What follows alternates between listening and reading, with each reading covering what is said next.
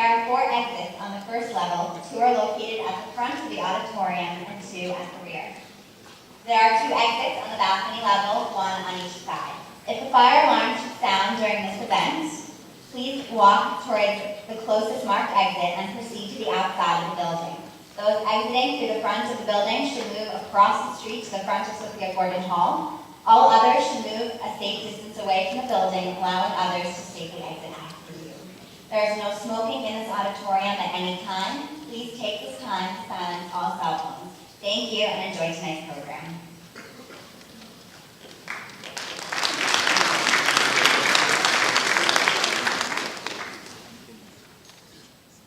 Good evening. My name is Jeffrey Summit. I'm the rabbi and Neubauer Executive Director at Tufts Hillel. President Monaco, Bill Cummings, Father Desbois, community members and students at Tufts, faculty, thank you for being here this evening. We shape the world by the stories we tell, the way in which we remember and recount history. But some men and women and children can't tell their own stories. The victims of genocide, of the Holocaust in Europe, didn't want to tell horrible stories of persecution and death. They wanted to live their lives, raise children, go to school, marry people who they loved. Their lives were cut short, and if it wasn't for the work and the dedication of people like Father Patrick Desbois, stories of hundreds of thousands of Jews and other victims would disappear into the mass graves where the Nazis buried them as they invaded Russia. For me, the story that you'll hear tonight is a personal story, because part of my mother's family is from Belarus, and relatives of our family, relatives died there in the Holocaust. Who knows if part of Father Desbois' story is connected to my family. Father Desbois has raised a moral voice by choosing to be a witness, carefully researching and documenting a part of the Holocaust where the victims' names who weren't meticulously recorded like they were in the death camps of Auschwitz and Dachau are now brought to light. We so appreciate, Father, that you could be here with us as our teacher. You can show us how one person has made a profound impact, helping us to see and remember history that the perpetrators would prefer forgotten. We want to acknowledge and thank our partner in this event, the U.S. Holocaust Memorial Museum with Paul Shapiro, who you'll hear from the museum in a bit.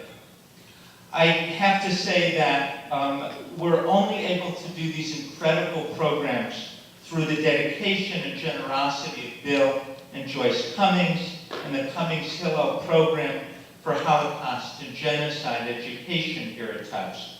A program that's allowed us to do so much on campus, recently sending an interfaith group of students to the Holocaust Museum in Washington, and coming up an interfaith group of 22 students to Rwanda to work with orphans of the Rwandan genocide. That will be in May.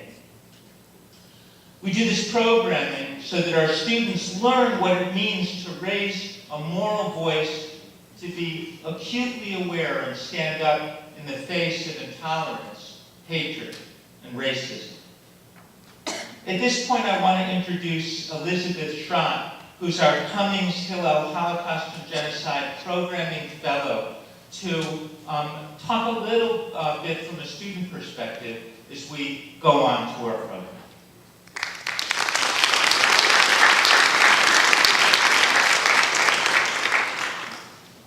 Good evening. It is an honor and a pleasure to welcome you here tonight to the Cummings Hillel Program for Holocaust and Genocide Education Lecture in partnership with the United States Holocaust Memorial Museum. Tonight, we come together as a community to welcome Father Patrick Desbois, a man who has dedicated his life to preserving the memory of the Holocaust and the lives of those who were lost in this atrocity. As a student at Tufts University, I cannot express enough the importance of learning about the Holocaust and other contemporary genocides. Students value the now scarce opportunities to hear firsthand from Holocaust survivors, such as Dr. John Saunders, who visited our campus last fall, and Max Michelson, who was part of the Genocide Survivors panel last week. From Tujvan, Yasmina Servich, and Chantal Kayatici, survivors of the Cambodian, Bosnian, and Rwandan genocides, respectively. Their compelling stories have touched us as we think about the tragic and emotional journeys they have endured. A multitude of emotions runs through our mind, challenging us to question our complex and at times unjust society and the evil that, when unleashed, resides in humanity. As students, we try and understand genocide, how it happened, why it happened, how it isn't stopped, how so many are killed within the blink of an eye. But many times, its magnitude makes this challenging. We hear numbers, 11 million, 6 million, 1.5 million, yet these numbers are difficult to humanize, to put a face, a voice, and a smile to relate to human beings from diverse origins, but who were all persecuted for their religious beliefs, the color of their skin, or whom they chose to love. However, tonight we will try. Father Desbois is not a Holocaust survivor, nor is he a genocide victim. Yet his work offers a truly unique and diverse perspective on the complexities of the Holocaust. He focuses on the 1.5 million men, women, and children who were murdered in cold blood by the Nazis and thrown into mass graves in their own villages.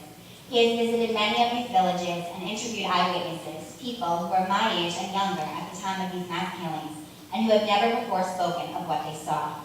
In his book, Holocaust by Bullets, which will be on sale after the lecture, and which I highly encourage everyone to read, I literally could not put the book down and have both my parents reading it within a week.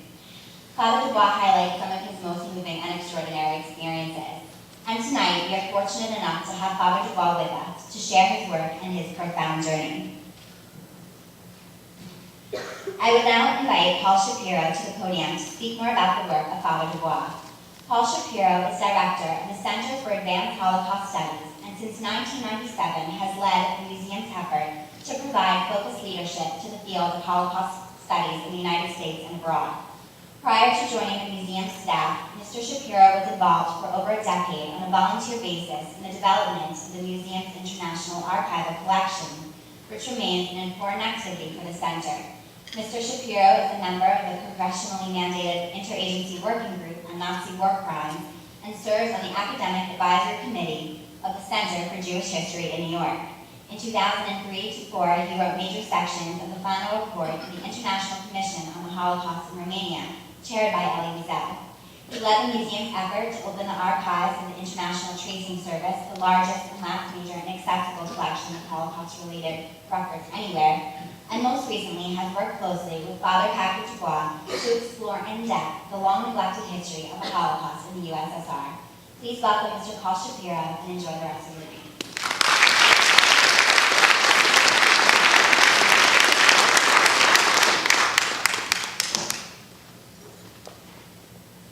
Good evening. I'd like each of you to take just a moment and conjure up in your own mental imaging what you think about when you hear the word Holocaust. For most of us, that image is Auschwitz or barbed wire or trains packed with people who are being taken far from their homes to some isolated place where so-called industrialized methods are used to murder them. But before any of that apparatus that shapes our image so strongly, before any of that existed, hundreds of thousands of Jews, from a number that would grow to be 2 million of the 6 million Jews murdered in the Holocaust, had already been murdered face to face by shooting in the lands of the former Soviet Union. Ukraine, Belarus, Russia, Baltic republics, eastern parts of Poland that had become part of the Soviet Union immediately before the war. And those first victims of mass killing had been almost forgotten, wiped from our mental picture for most of the period after World War II. Now, it's not so hard to understand why that was the case. They were hidden in a cloud of Soviet and communist anti-Semitism and Holocaust denial.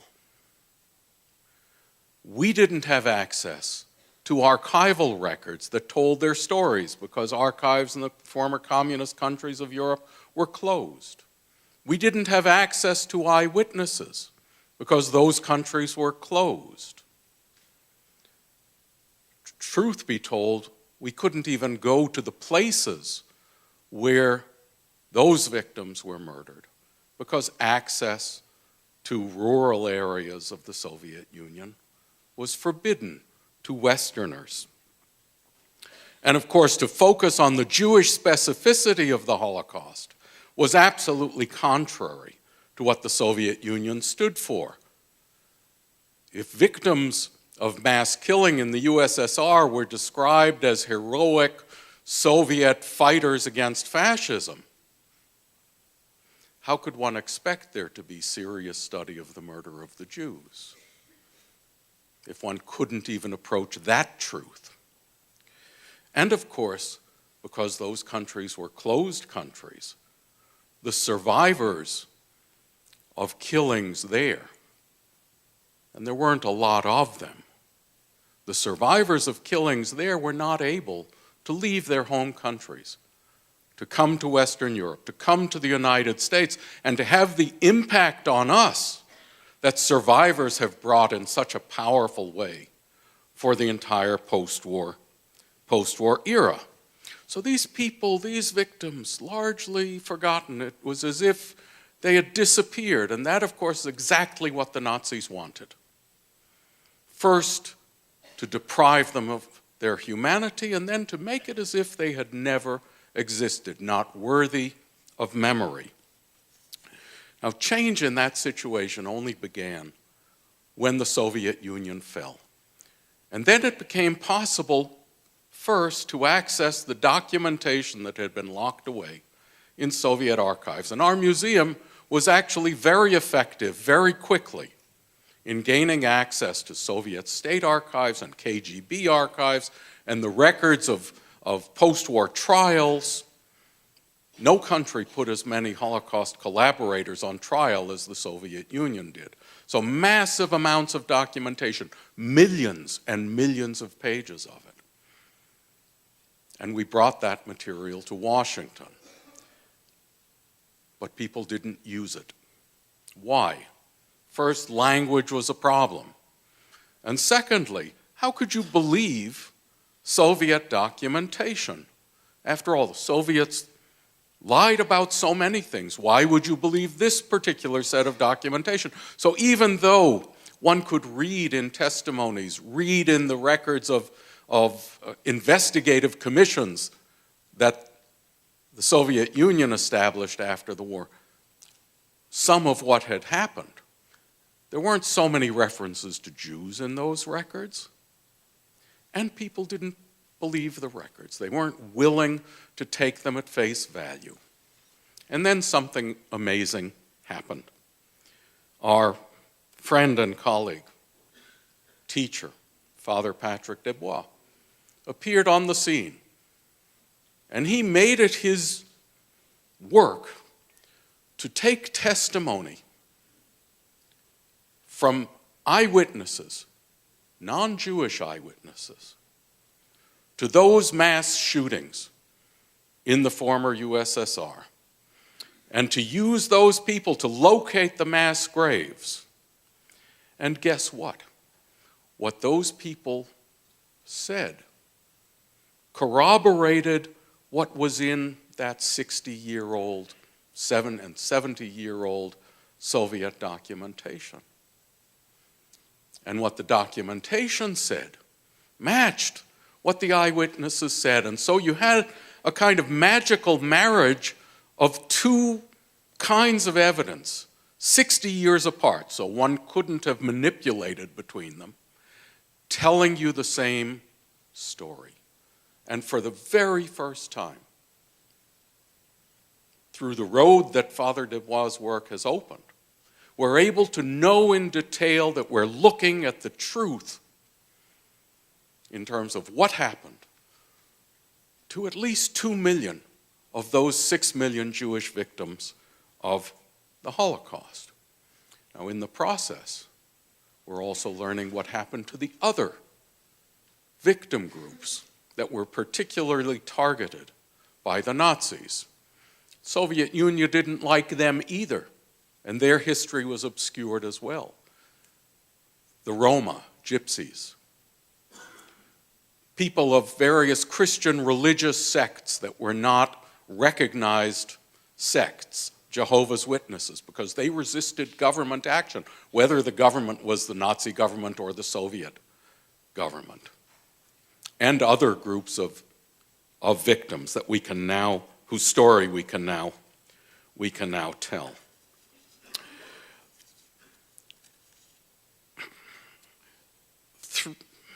This history is a frightful history, you know that. It's especially so when you see what one person is capable of doing to another person. This is not industrialized killing, as our mental image teaches us about the part of the Holocaust that we know.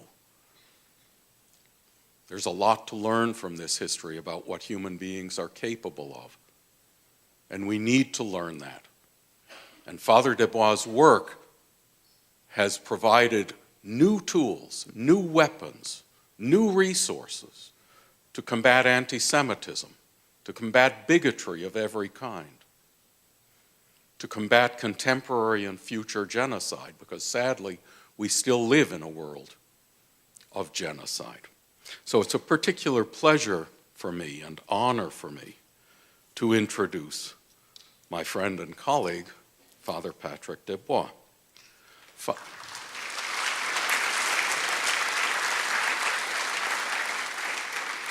Father Desbois is a French Catholic priest and the president of Yachad en Unum. You see his organizational symbol here, an association that he himself created. Like his mentors, Cardinal Lustiger and Cardinal Vantois of Paris, cardinals of the Catholic Church who officiate at Notre Dame Cathedral and who have had the strongest voices in France against anti-Semitism and bigotry. Father Desbois adds his voice to that trio of strong voices. Father Desbois has served as an advisor to the Vatican on Catholic-Jewish relations and traveled together with Pope John Paul II on his historic visit to Jerusalem. Father Desbois' book, The Holocaust by Bullets, has won the National Jewish Book Award in the United States. It's the only book by a priest that has ever won that award. The impact that this man's work has had on rejuvenating the study of the Holocaust in his own country, in France, has been recognized by President Sarkozy, who personally presented Father Desbois with the Légion d'honneur. But more than all of those official things, Father Desbois has resurrected and protected the memory of millions of innocent Holocaust victims, and in doing so is helping us to create a better world for tomorrow. Before he takes the podium, I'm going to ask you to watch a short video produced by Yachad en Unum. Thank you very much.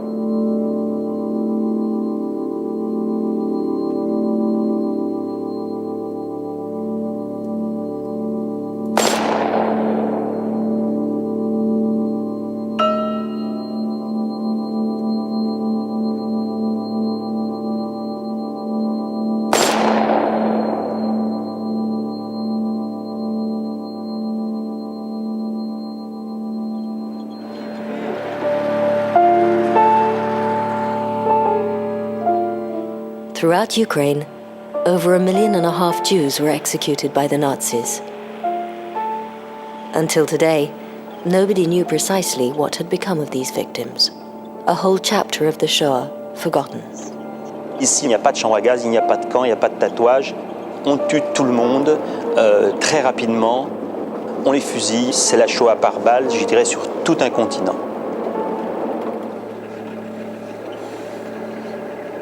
On a cru à l'Ouest qu'on ne pourrait jamais retrouver ces Juifs. Les victimes de la Shoah, on croyait qu'elles étaient disparues. Mais ici, elles n'ont pas disparu. Elles ont été enterrées, souvent sous un fossé.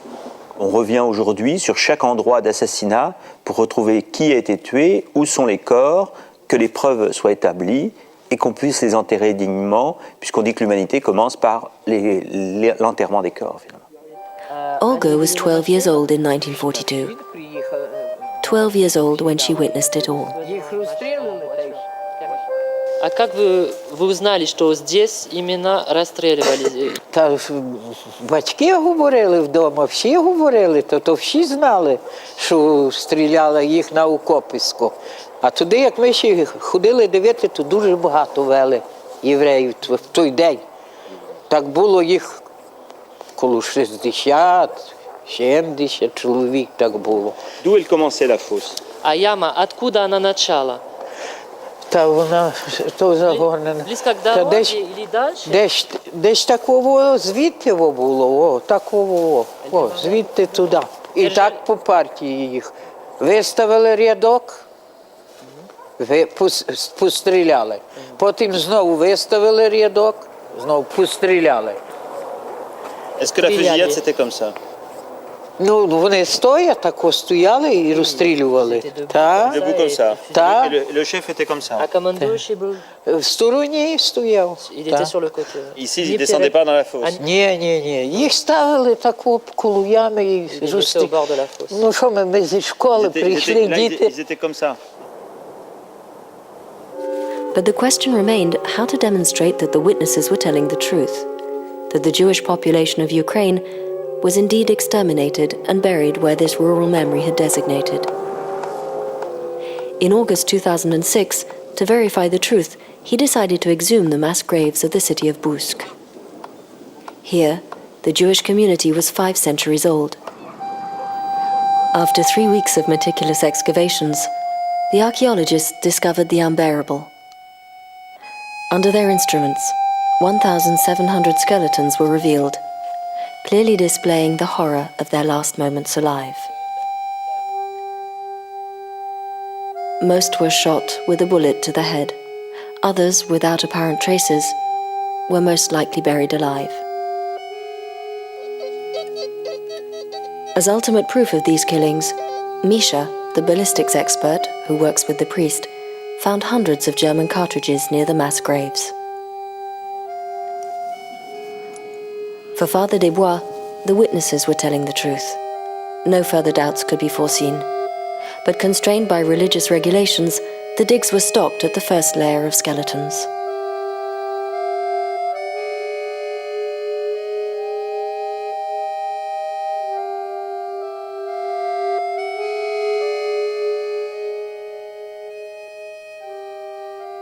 Пам'ятаєте, як почався розстріл? Да, Qu'est-ce qui s'est passé?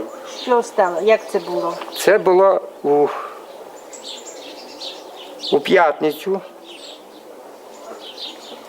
Ну, ми були там коло річки, займали сівалку. Нас було 9 хлопців. Але чуємо так бах-бах, щось бахкає.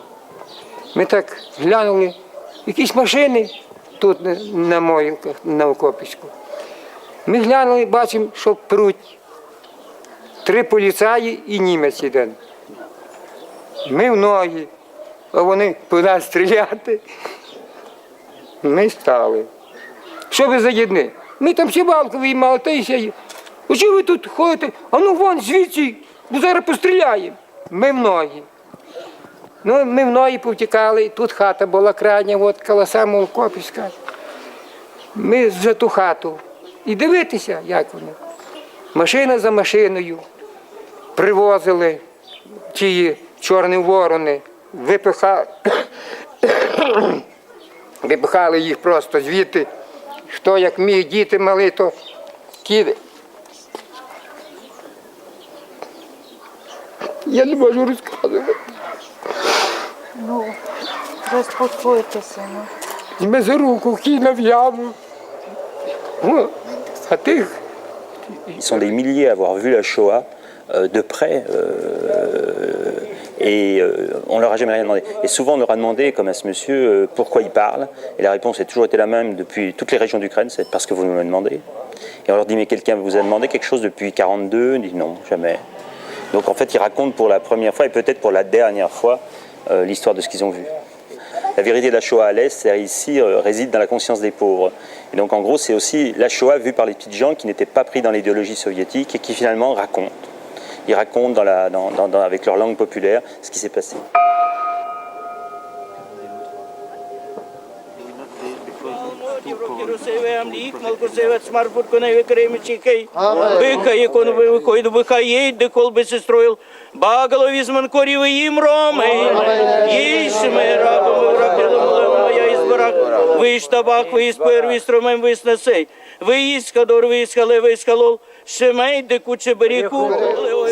C'est la première fosse que j'ai découverte en fait.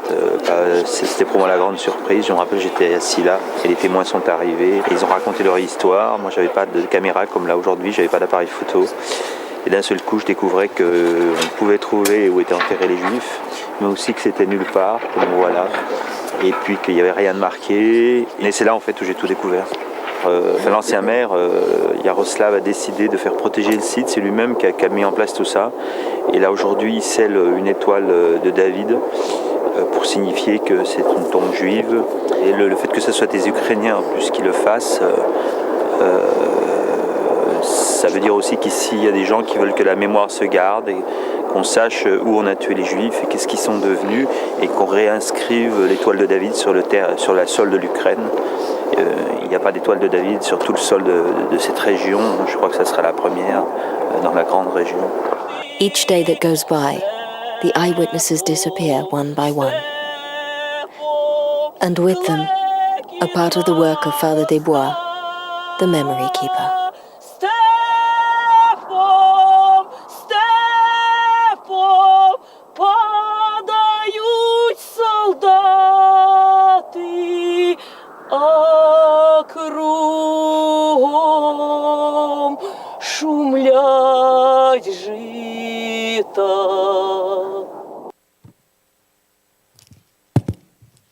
Good evening. So I will try to explain you how 10 years ago I built Yarad in Unum. And after what we are doing today, where we are, and what is a challenge. First, as you imagine, I'm not Jew. I'm simple guy. And I am from Burgundy. So it's a region much well known for the wine, but for Holocaust. And we can wonder what is doing finally a Catholic priest from France in the killing fields of Ukraine, Belarus, Russia, Poland. In July 1942, my grandfather, Claudius Desbois, was deported from France to Ukraine by the Germans because he was classified as radically anti-German. And he was deported in a small village called Ravaruska, which means Rava the Russian. He came back alive, and when I was a child, I asked him perhaps hundreds of times, why you don't say anything? Why you don't want to speak of Ravaruska?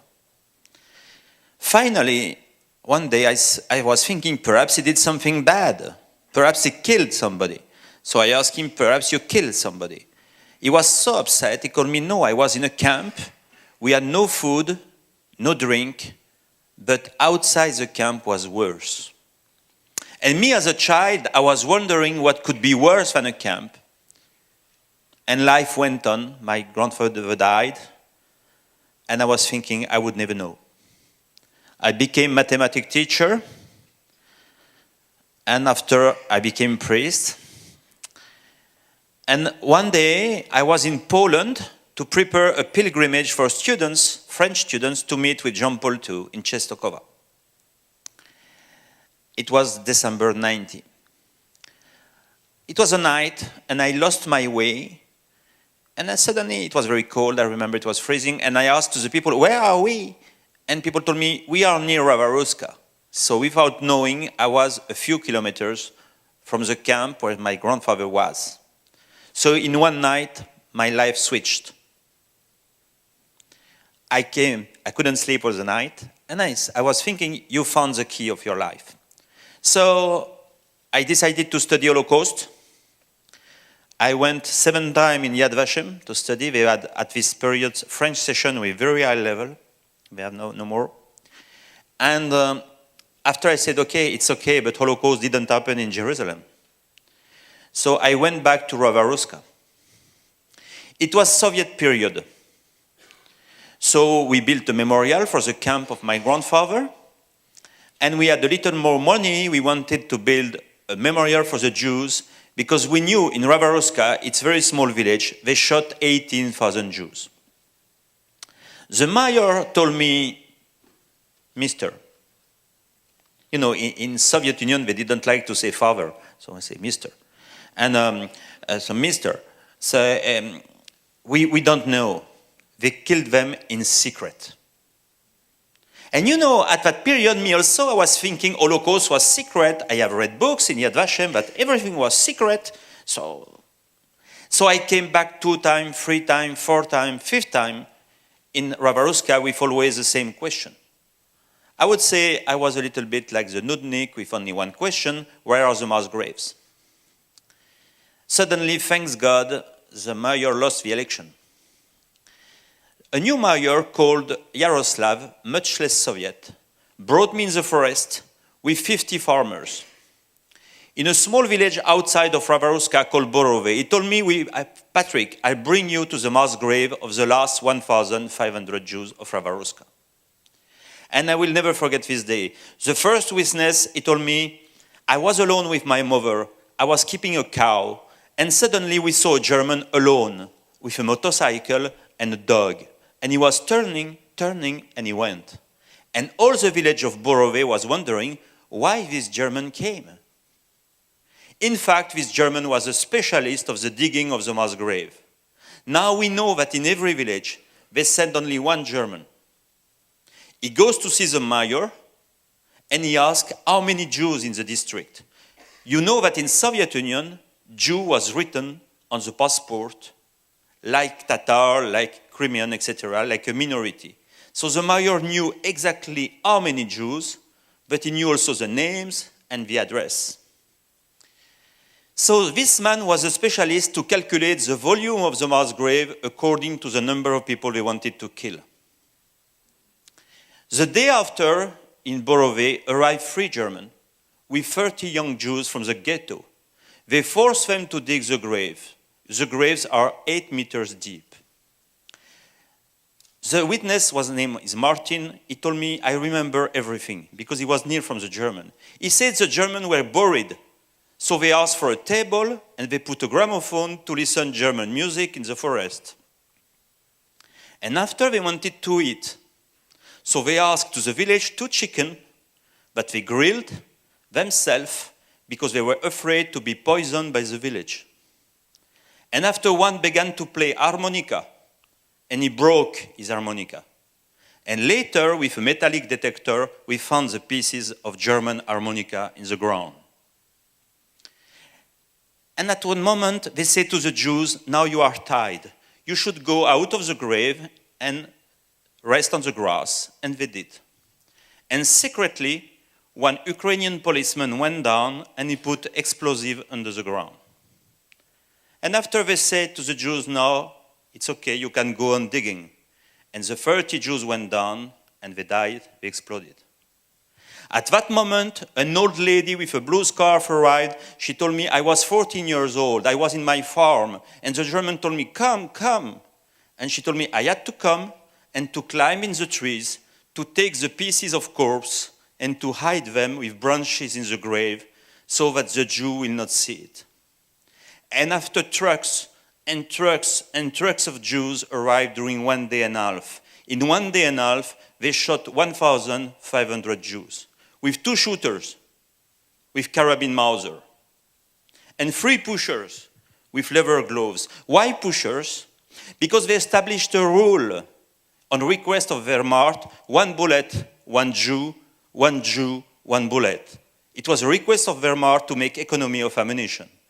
So if people were only injured, they pushed them and people were buried alive.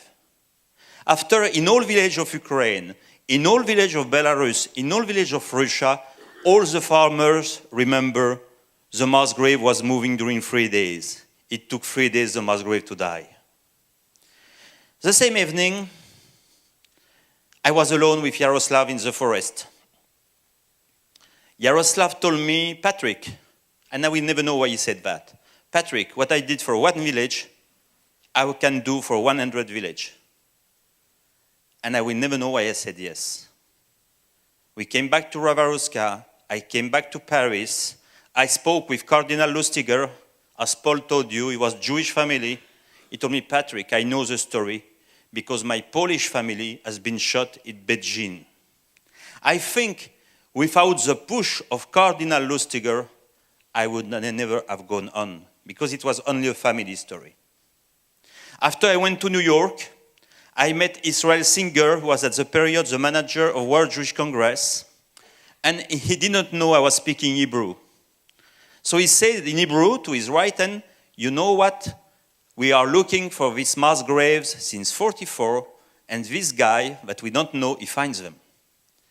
I organized a meeting in the suburb of Paris between Singer and Lustiger, and we built Yarad in Unum, Yarad together in Hebrew, and Unum in one. Lustiger, Cardinal Lustiger told me we will not say one, because we are not one, but we are in one, and one is God. Now what is Yarad? I'm not alone, thanks God. We are 20 persons, full-time, working in Paris, young people, only 3 French. Ukrainian, Belarusian, German, Russian, Polish, Guatemaltec. And what do? We have 1 person working full-time in Paul Shapiro house, in the research center. This person is scanning the archive, because as he told you, in each village, there is a file, a Soviet file from this village. They opened the graves, the Soviet, in 1944, they took pictures, and they interviewed the people, and nobody read that. I have 2 persons working in Germany. In German archives, we have an accord with the procureur, and they agree that we scan the archive. It was not easy to get, Paul knows that. Because normally you must copy one, and it's €1 a page. So when you have 1,000 pages for a little bit file, you see the system. When we have the file, we translate them in French or in English. And before, so we know in the village if they killed 2 families or 10,000 families. And after we go 9 persons, we are 15 times, we go 15 times. Each time is 17 days, 9 persons. I will go in 10 days, I will be in Krasnodar. So I will show you where we work, because we are no more only in Ukraine. You know that's complicated. If I give you 5 minutes to tell me until where the German went, nearly nobody knows. They went until north of Georgia. You remember the war for Ossetia, South Ossetia, North Ossetia, the war with the Russians? The last mass graves are in Ossetia, 120 kilometers from Baku, Azerbaijan, because Hitler wanted oil. So I will show you the map where we are actually. That's the map of Belarus. I'm sure you are not frequent in Belarus. That's the country of Belarus. All that is already done. We have finished that. It stays only 2 regions. Belarus is one of the last Soviet countries with Communist Party, collective farms, and KGB. So when we began to work in Belarus, I saw a minister of Belarus, and he told me, Patrick, no father neither, said, Patrick, you will have no problem in our country or a big problem. And until now, we have no problem. So we have 3 KGB person in my team, in case we lose our way. And the rest is working well. We have finished, so all that is 400,000 Jews minimum dead. Stays only the 2 red one. That's Poland. Poland is very slow. First, at the beginning, people told me, why do you go to Poland? Poland, there was Auschwitz, Sobibor, Treblinka, so people have been killed in camps. Yes, yes, except that they shot 1 Jew per 10. Minimum. I will give you an example. I was in a village here, and I knew they shot 700 Jews in the village. So I interviewed a man, he's a farmer today, and he was working in a camp of Jewish prisoners. And these prisoners were working on the airport. So I asked him, I don't understand how they died. He told me it's very simple. We made the selection every week. We put a pieces of wood 1 meter high. The Jews who could jump were alive. The Jews who couldn't jump were killed. And every week, the same, we called it a test effort. So we saw all the graves of the Jews behind this farm. And I asked him, I don't understand, you are 50 kilometers from Sobibor. Why the German didn't send the Jews to the gas chamber of Sobibor? He told me, the German told us, it's too expensive to call a train. So in all Poland, you have a backyard of Holocaust. Jews are in the garden, like the gypsy, but it was silence because it was easier to speak only about the camps, because the camps were directed by SS, by German, but the shootings were done with Polish police. We go slowly because we're supposed to be funded to accelerate in Poland, and the funding didn't come, so it's the only country where we are slow. We depend also on that. Here it's Russia. The map is not very good because it's huge. So we have done Pskov, there, we have done that, we have done that, we have done Bryansk, we have done Kursk, and I was in Rostov, and I will be in Krasnodar in 10 days. You must understand that in these countries where we are, there are Muslim minorities in every village who were, not them, but their parents, involved in the genocide. So it's not easy to investigate. We find also the mass grave. We have the same archives in Washington. And here is Ukraine. Ukraine for Holocaust is a nightmare. They killed minimum 1.5 million in that country. You must understand, here you have Lvov. Only the city on Lvov, they killed around 200,000 Jews. And when you go there, you will see a beautiful memorial in the middle of the city, totally abstract. But if you go in a forest where lovers are walking today, they don't know that under the ground are 49 mass graves with no signal, with nothing. What we are doing, finishing, is the region of Odessa, which is not finished. Transcarpath is not finished. Rivne will be finished in 3 weeks. I have a team going there in 8 days. Kharkov is not finished, Donetsk neither. But it's a black hole. When you think it's finished, it's not. How do we work? Here we are near Rivne. We knew that in this village, they forced the farmers to dig the grave.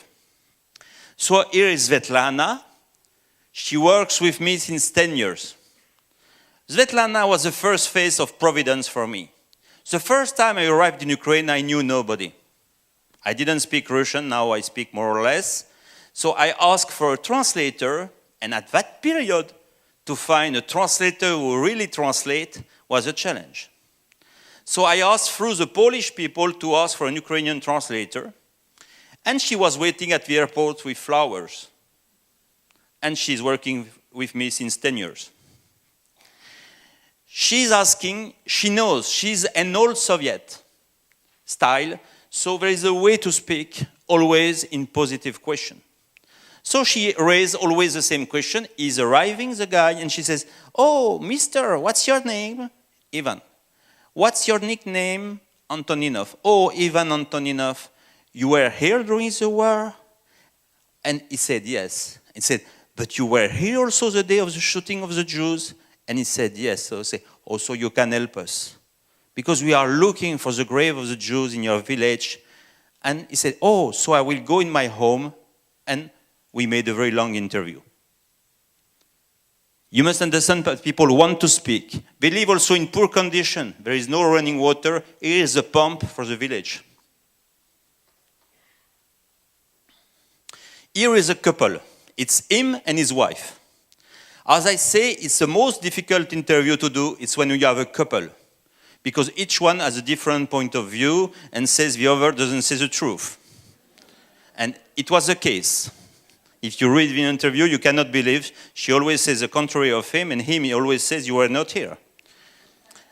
So he explained, he was digging the mass grave. He explained it was a very long mass grave, and that the German asked him to make stairs at the two bottom of the grave so that the Jew could go down from both sides and lay on the corpse.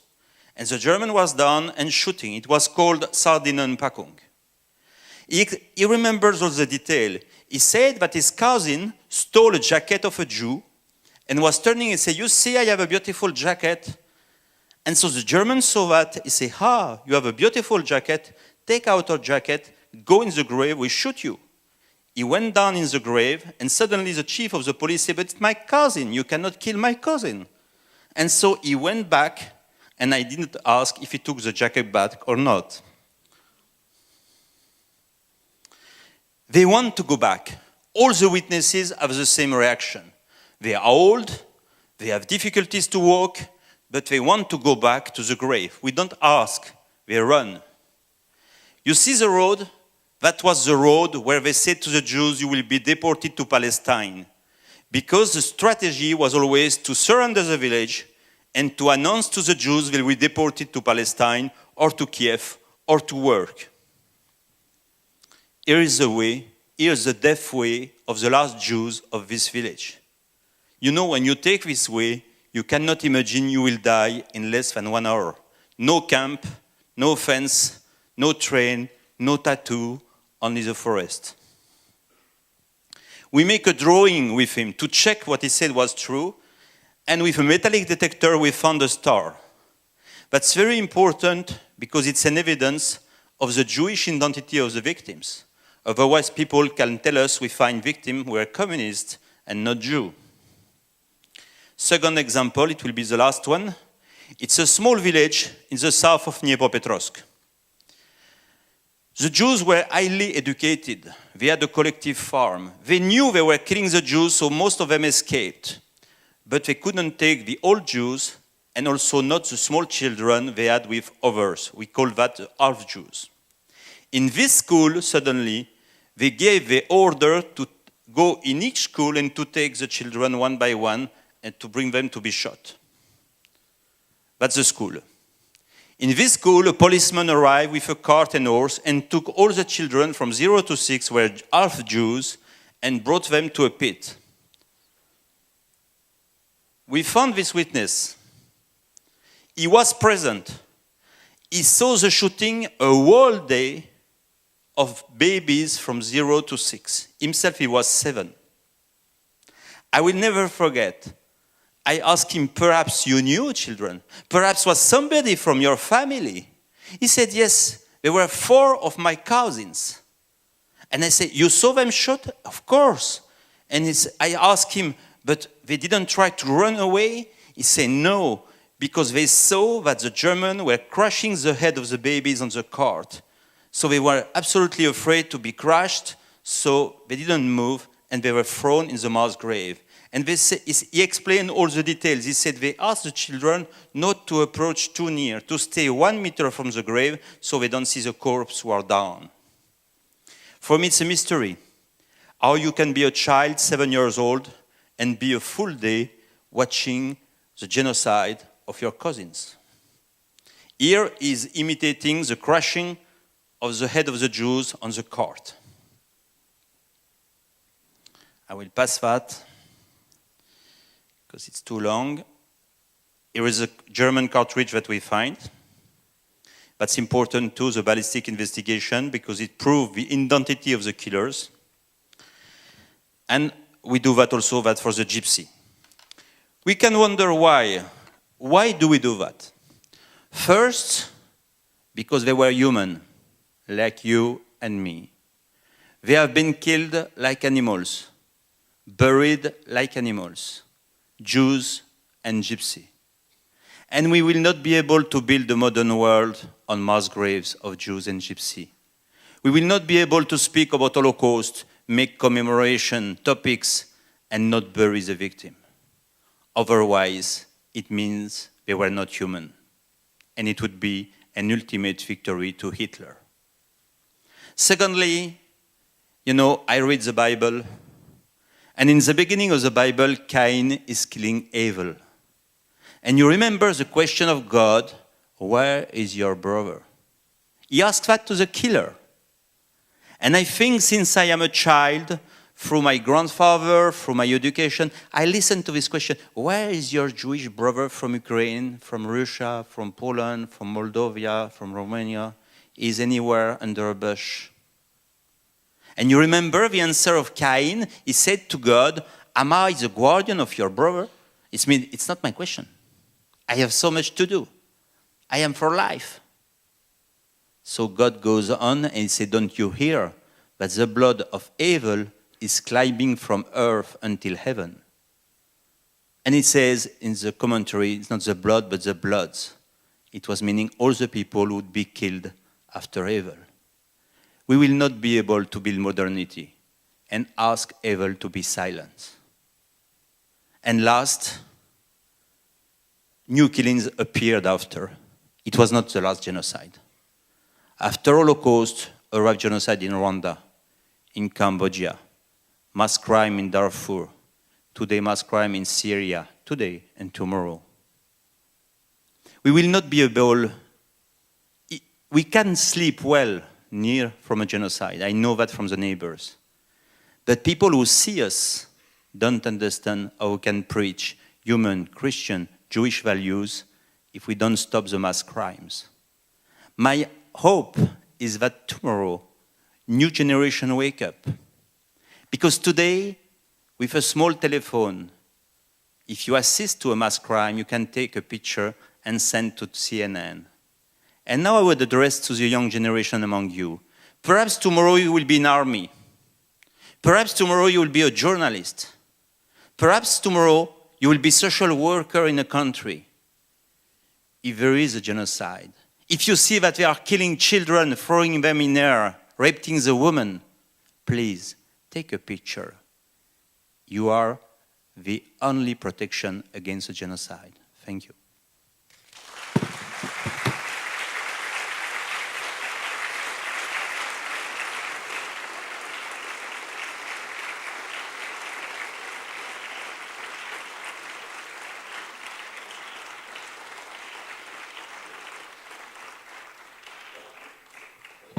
Any question to Paul or to me is possible.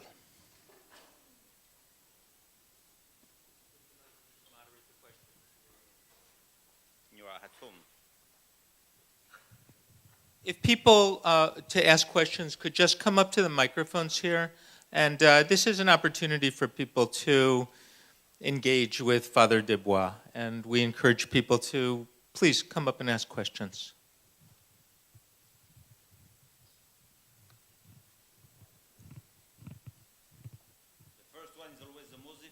Yes. And the last one to stop also. And please just identify yourself, just say your name and your year. Hi, I'm Josh. I'm a sophomore student here. Father Desbois, thank you very much for coming and talk. That was very moving and powerful. I have a question about sort of the studies of the Holocaust and trying to understand how it was that it happened, because I've through the reading I've done as a history major, I've sort of seen there are three outlets to it. Some who say that it just can't be explained. There's it goes beyond description. One account by Claude Lanzmann, the director of the film Shoah, is that maybe it can be explained, but you shouldn't try to. Like, it's just sort of like granting Hitler a posthumous victory to try to make something as horrible as this explainable.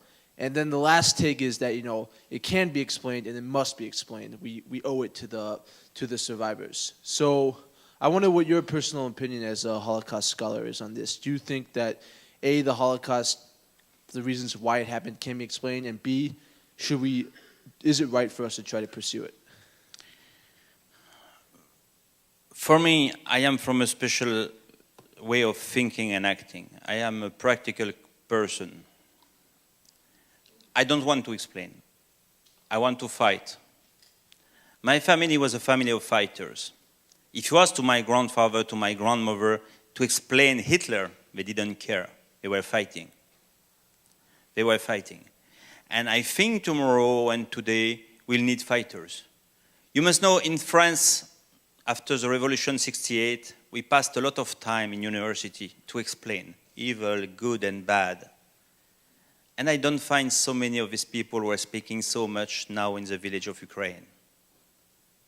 I don't find so many working now in Rwanda. I don't find so many of these people who passed hours and hours in cafeteria. I don't find them in the ground. I'm a simple person, I'm a ground person, and my answer to that is fighting and prevention.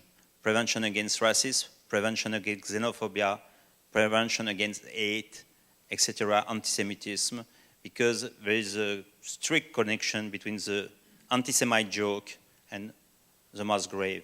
It's my answer. I want to stay, I have a lot of studies, I made a lot of studies in university, but I want to stay a simple person, a fighter.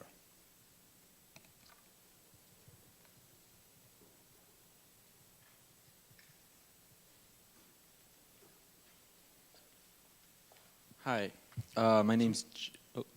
Sorry.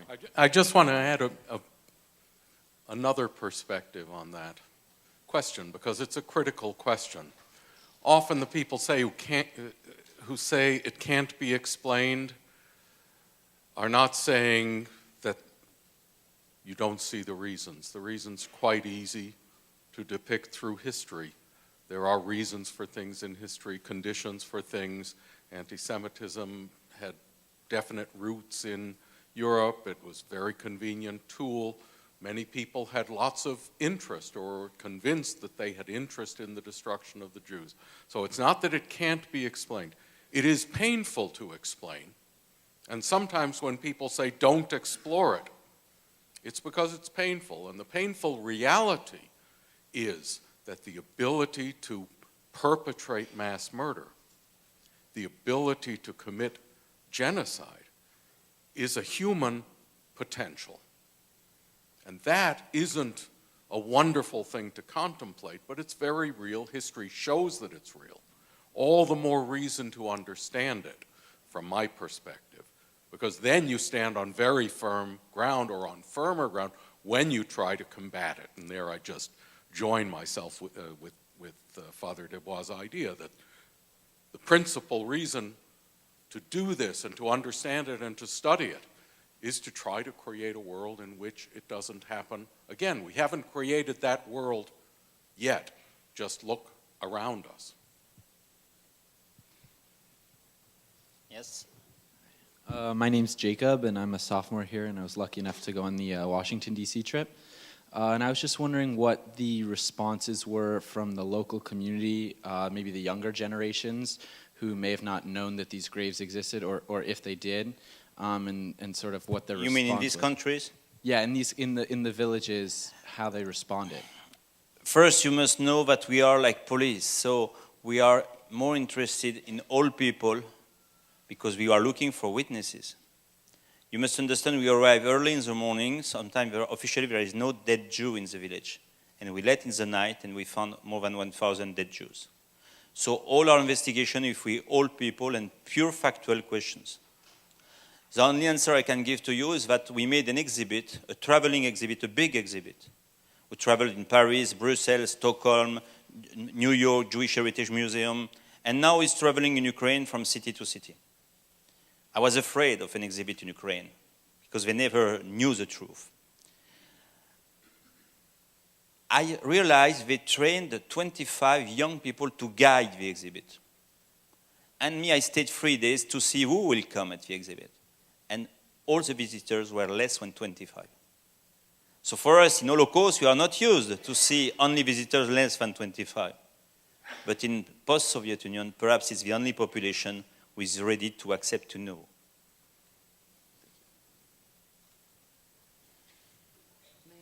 Yes? First, thank you, Father, and everybody else that made this happen tonight. My family were the subjects of your search. As far as we know, my mother's sister, her husband, and two of their children, one of them who was born 12 days before I was born in this country, were shot and killed and buried, some of them alive. And I just want to, I feel I have to say this fact. And in the Jolovich Woods, somewhere in Poland, I have the spelling written somewhere else, and I'm grateful to my granddaughter, Elizabeth, for the work that she is doing, and I want to thank this school for supporting her. Thank you. Thank you. That's very important because that's very important that you feel free to say it, because you know that 10 years, 20 years ago, it was difficult because people, as they knew only about Auschwitz, to say your family was shot, it was difficult to say. You know, when we show the exhibit in France, we received a strange phone call. It was from a family. They never accepted to say their name. They say, our grandfather today told us the family was in a mass grave. And since the war, he said he was in Auschwitz. And we asked him, why you didn't say? He said, because nobody said Holocaust was outside of a camp, and as my family has been shot, I didn't know what to say. You must know also we are, I would say, welcoming the word of the survivors. I interviewed myself 10 survivors, Russian survivors of Detroit. Not one spoke before. They just arrived not so long ago, they don't speak English, so we made all the interview in Russian. They never spoke before.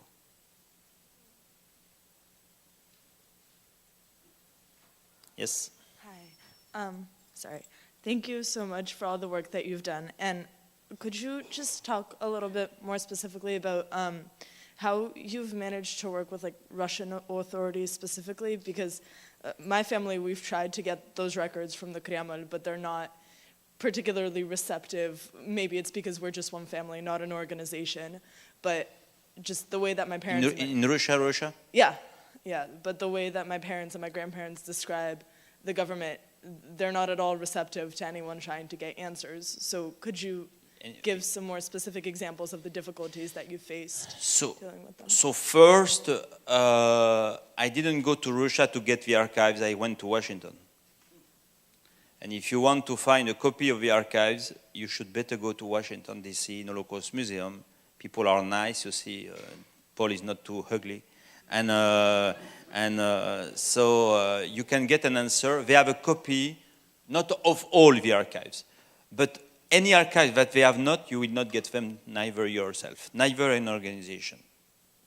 So if you want to know if you have something about your families, a village, etc., you must go to Washington.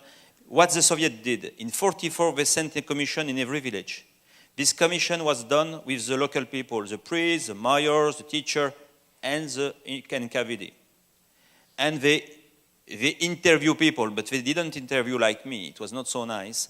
And they took a testimony, they opened the graves, they took pictures of the corpse, and sometimes they make a drawing to explain where is the mass grave.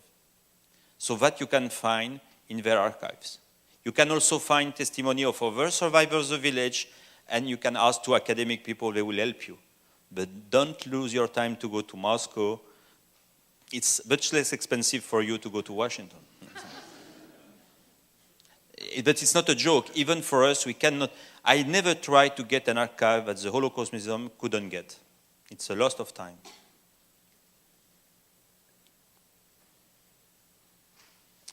Yes?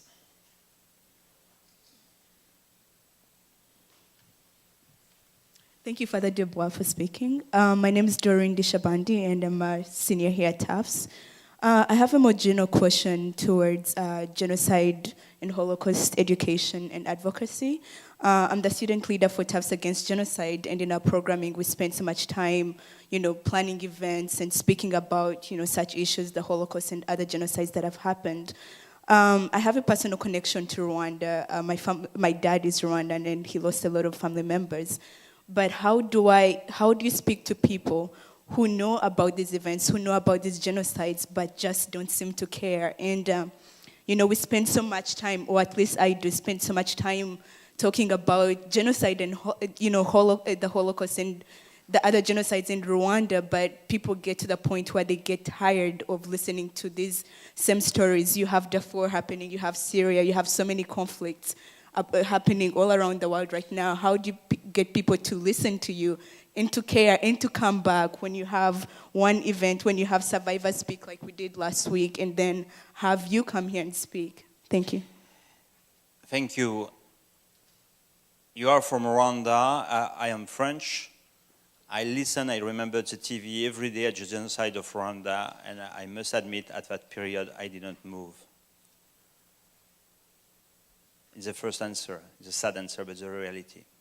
That's the first thing. You must understand, unfortunately, that the killers, when they kill somebody, when they kill the Tutsi, when they kill the Jews, when they kill the Armenian, they say that everywhere, so that the others don't move.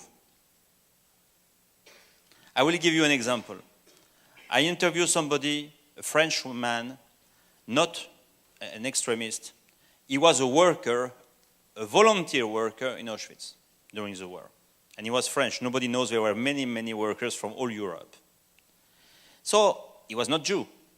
I asked him, but you were free. He said, why I would have been prisoners? I went to my home every day with other French and so on. And I asked, but you were free? He said, yes, every weekend we have an authorization to make 50 kilometers around Auschwitz. He was Catholic. So I said, you went to the Mass? Of course, I went to the Mass every morning. There was a Mass in the church of Auschwitz near the camp. Oh, yes, every day there were 2 Masses. And at the end I asked him, but you knew that the Jews were killed. And I will never, never forget his answer. He told me, we tried to avoid the gates of the camps in case they made a mistake. For me, that's a tragic, typical human question. If you are sure it's not for you, if you are sure they kill only the Jews, the Gypsies, the gay, and the Jehovah's Witnesses and the communists, and you are not gay, you are not Jehovah, you are not communist, you are not Jew, you are not Gypsy, it seems, by my experience, that even if you live 1 kilometer from the gas chamber in Birkenau, you have no problem to sleep. That you must admit it. That's the human space. And among these people, there are a small minority who cannot sleep. I remember one day I gave a conference. It was in Los Angeles. You know, people say you are a hero and so on and see you. And I will never forget. I saw a woman the day after. She told me, Father, I couldn't sleep all the night. And I told her it's the beginning of conscience. But I work with survivors always. I work with killers.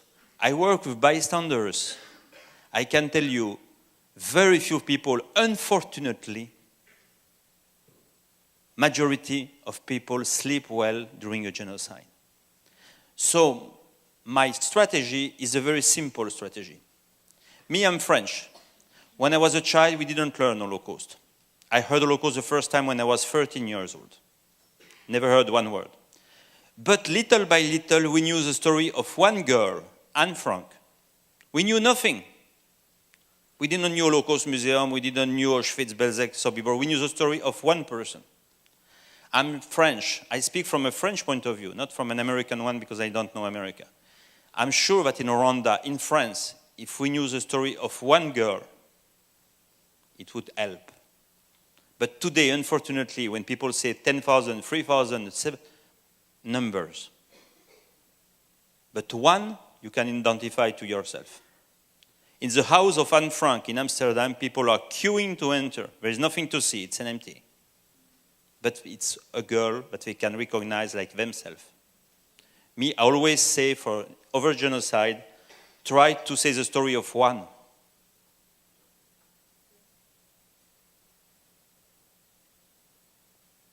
But for the rest, I am not optimist, only to network all the people who don't sleep well.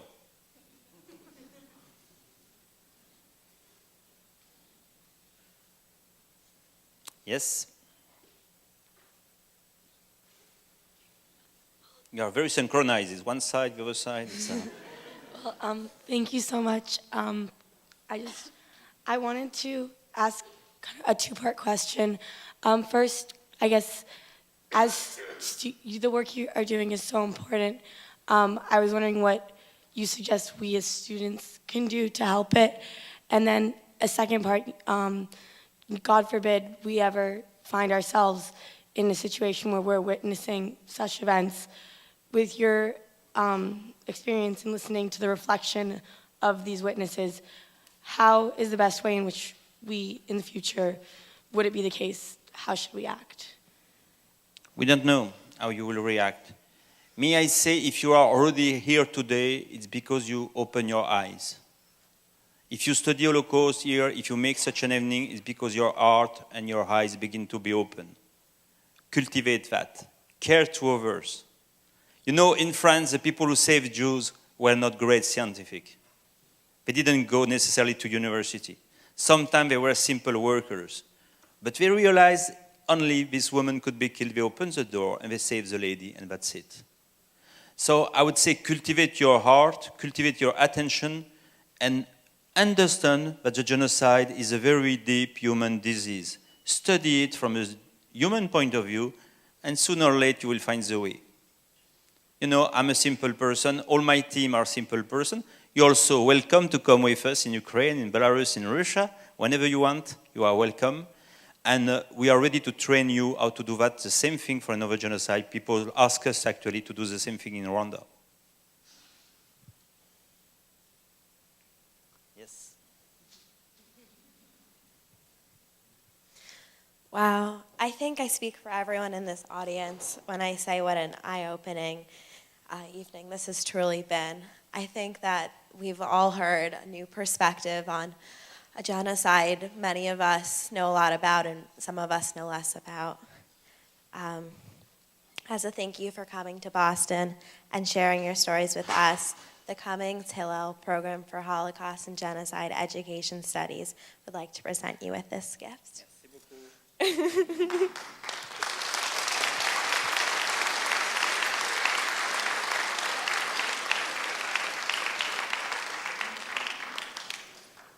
A special thank you to Bill and Joyce Cummings for making this and many other inspiring programs possible.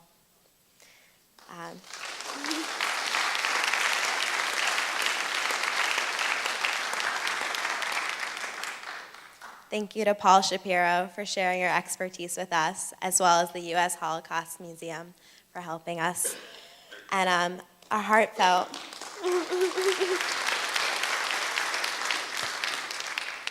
and thank you to Joyce Vairotis for helping us in coordination with a lot of emails and phone calls.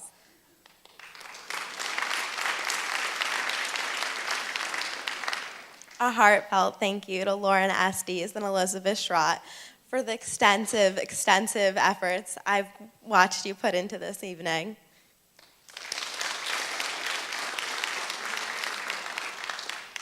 And thank you to Yahad and Unam for all that you do and for sharing your work with us and the rest of the world.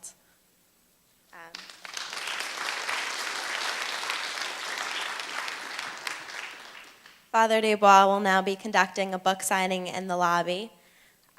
We hope that you are leaving this auditorium tonight with new insight into the Holocaust and Genocide Education Studies. Thank you for coming tonight and have a lovely evening.